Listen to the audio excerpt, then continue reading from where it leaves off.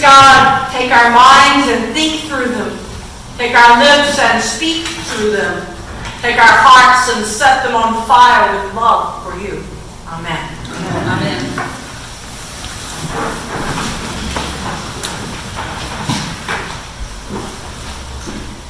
For freedom, Christ has set us free.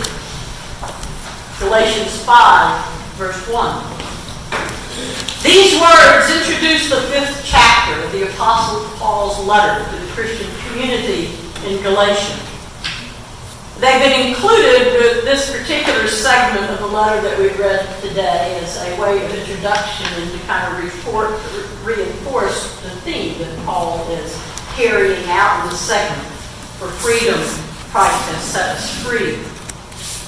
Scholars believe the letter was probably written somewhere around the time of 55 in the Common Era, what we used to call 55 AD, back when I was growing up. Maybe even earlier than that. So Paul's words are very old words. However, these words kept coming back to me over the last week or so as we learned more and more about the plight of the refugee children being held captive at our southern border. As I looked at the pictures and read the stories of these children, including infants, spending weeks on end without their parents or guardians, trying to survive as best they could in filth and hunger and sickness, sleeping on bare concrete with little or no adult supervision. As I looked at those pictures, read those stories, Paul's words kept coming back to haunt me. His words haunted me because I know that if we are to follow the one who set us free for freedom, then for the sake of freedom, we need to help these children in whatever way we can.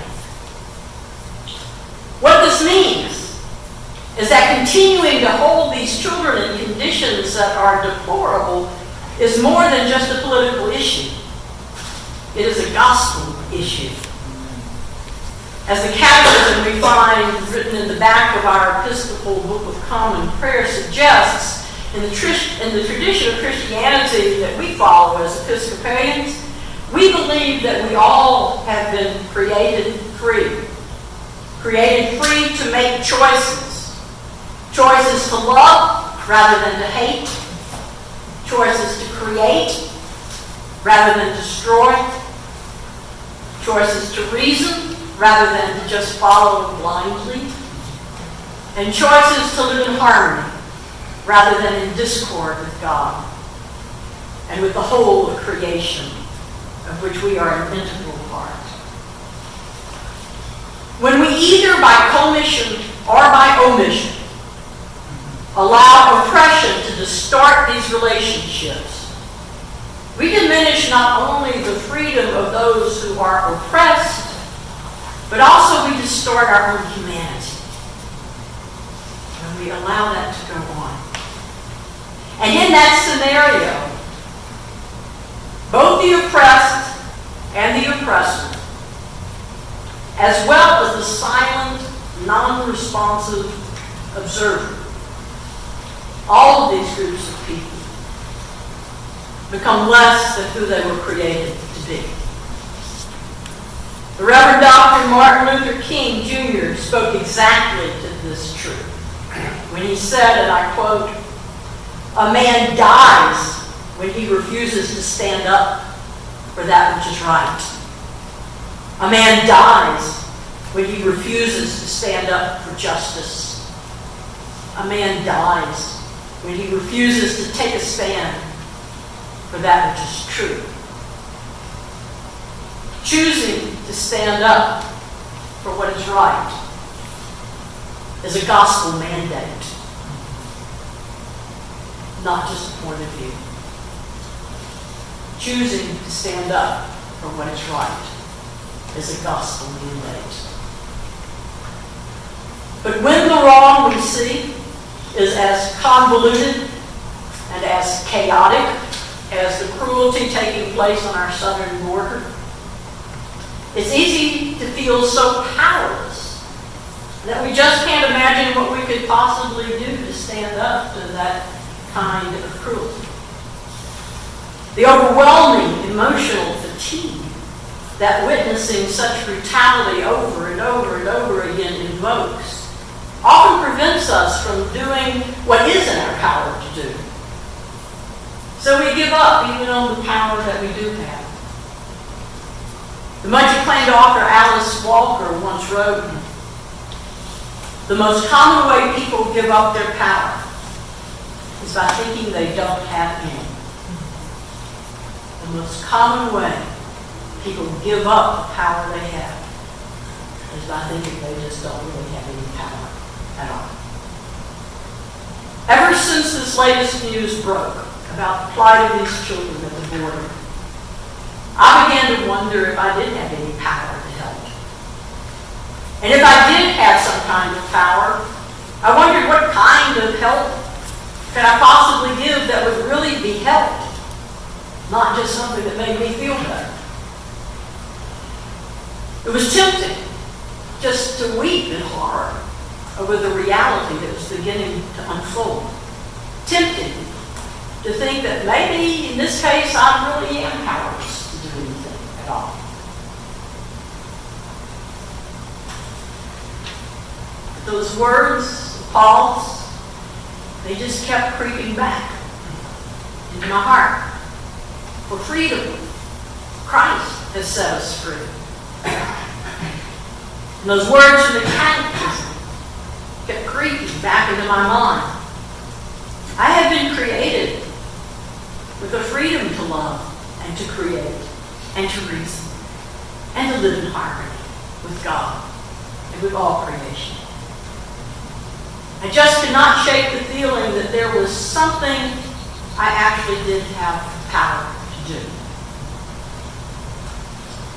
So I started by writing this sermon, though I put it off for days and days and days.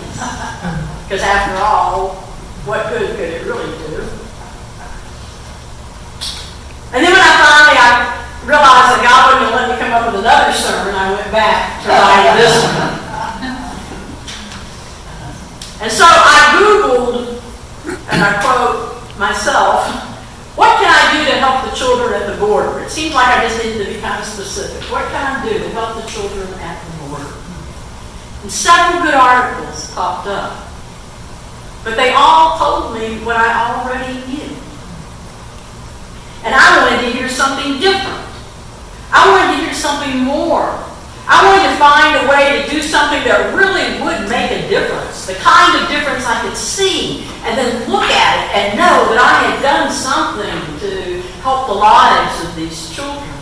Something important. Something that would make their lives better. But I didn't find anything different. I just found what I already knew. That there are two best ways that ordinary folks like you and me who don't live very close to that border, two very significant ways that we can help right now. The first way that kept coming up is that we can apply political pressure to Congress by contacting our senators and our representatives. People all over were asked this question. People that are in government and that actually receive some relief. And they said that is the first most important thing we can do. And they said that although we can do this by sending an email or sending a letter, their advice was that phone calls and voicemails have a much greater impact. Contact information can be found for our senators at a very easy to remember website, www.senate.gov. And for our House of Representatives, our representatives can be found at www.house.gov. And on that website, it even realizes that most of us may not even know who our representatives are. So it has a place where you can plug in your zip code and it will tell you not only the contact information, but who your representatives are. There's also a number that if that's too much, you can just call that number and ask the person answering the phone to connect you with a staff person for your representative or for your senator. It's not that hard. The second one that I kept finding that folks like us can help. In this particular case, these children being held captive at our border. We can help by donating to one of the organizations that provide legal services. An article in the Chicago Tribune lists the following four, but of course there are many, many others. And all of these websites list the places you can go and ways you can check these places out. All of them say don't send stuff. They can't receive it. Don't just send money to anybody.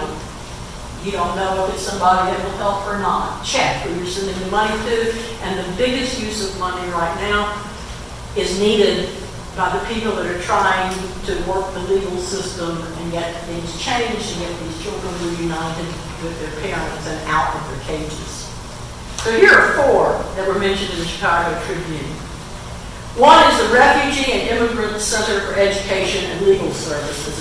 It's got the initials RACES, R-A-I-C-E-S. It's a Texas nonprofit that helps immigrant children, migrant families, and refugees. The group has more than 100 attorneys, legal assistants, and support staff. They're doing excellent work, according to the Chicago Tribune. They are one place that you can send money, you can go to their website, there's a way to do it on their website, or there's an address if you still do things like write checks.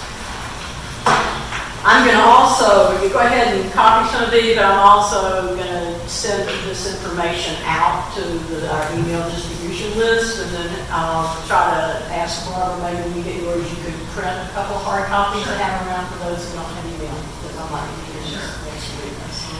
A second one that the Chicago Tribune mentioned is the American Civil Liberties Union, because it's been fighting the administration's family separation policies and advocating for immigrants since the separations first began. They're very organized. They also have a thing on their website where you can plug in something and it will connect you with what you need to do to call your senator or representative. It will also give you ways of donating for this cause. And it also will keep you informed of some of the things that are coming up, as does the Senate side and the House side. The third one is Immigrant Families Together. This is an all-volunteer group. It helps asylum seekers with bonds and works to reunite migrant parents with their children and helps families get established once they've been released. And the fourth one that they mentioned there, they give a link in the Tribune article to a more comprehensive list, but the fourth one they mentioned is Kids in Need of Defense, an organization which provides legal services to children and reintegration support for children returning alone from the U.S. to their home countries, which is a huge problem. Now, I've received such advice before, as I'm sure you have. And in the face of great evil, making a phone call or sending money has always seemed to me to be somewhat less than a very powerful response. But then as I read the same advice over and over again, I began to remember that problems of this magnitude require a combination of efforts. And in that combination of efforts, even the smallest, even the seemingly most inconsequential act can make a difference whether we ever know it or not, and we probably will never know it.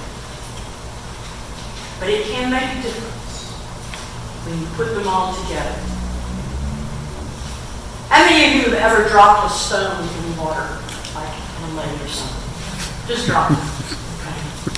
Well, if you've ever dropped a small stone into the water, you know that it forms a ripple.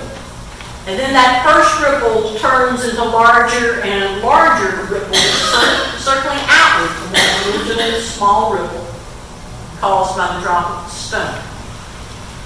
This is sometimes called the ripple effect.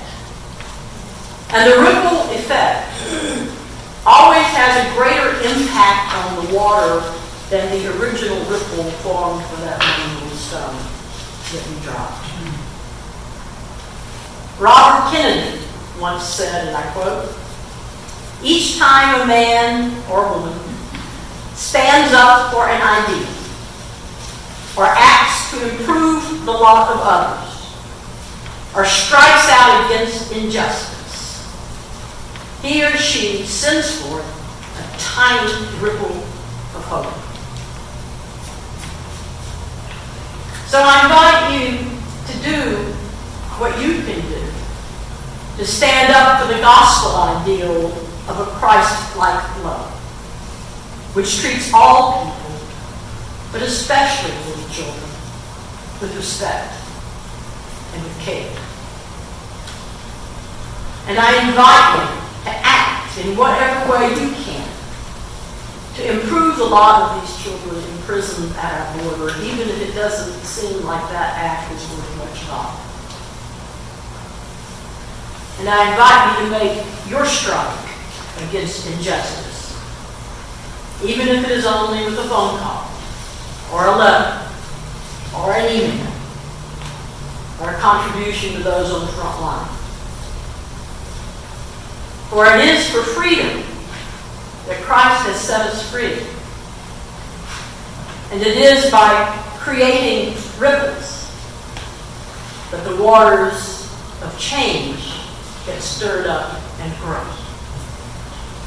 May we come to see that it is already so.